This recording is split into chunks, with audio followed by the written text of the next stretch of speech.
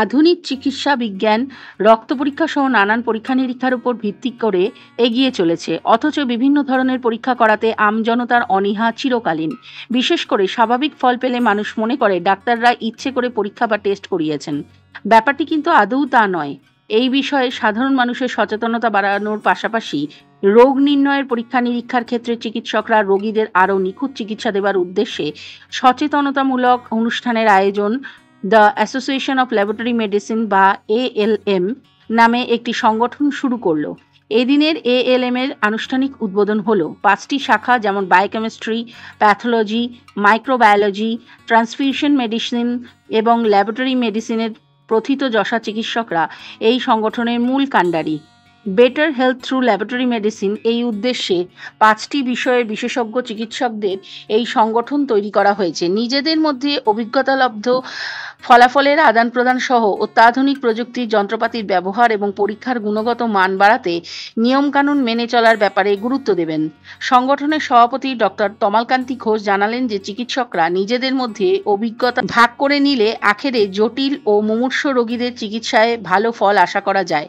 Doctor Ashwini Sengupta বললেন যে continuing medical এডুকেশনের ফলে চিকিৎসকরা অনেক সমৃদ্ধ হবেন। প্রসঙ্গত ভারতবর্ষে ল্যাবরেটরি মেডিসিন নিয়ে উল্লেখযোগ্য কাজ হলেও এদের নিজস্ব কোনো সংগঠন নেই। 5টি বিশেষ শাখার চিকিৎসকদের একই ছাতার তলায় আনার ভাবনা the association for diagnostic and laboratory মেডিসিনের ADML এর অনুপ্রেরণায়। ALM এর পৃষ্ঠপোষক মণ্ডলীর মধ্যে আছেন doctor Pradip Mitra, doctor Debashis Banerjee, doctor SM Nadim, doctor Shankar Sengupta এবং ডক্টর সুশ্রুত সেন সহ অন্যান্যরা।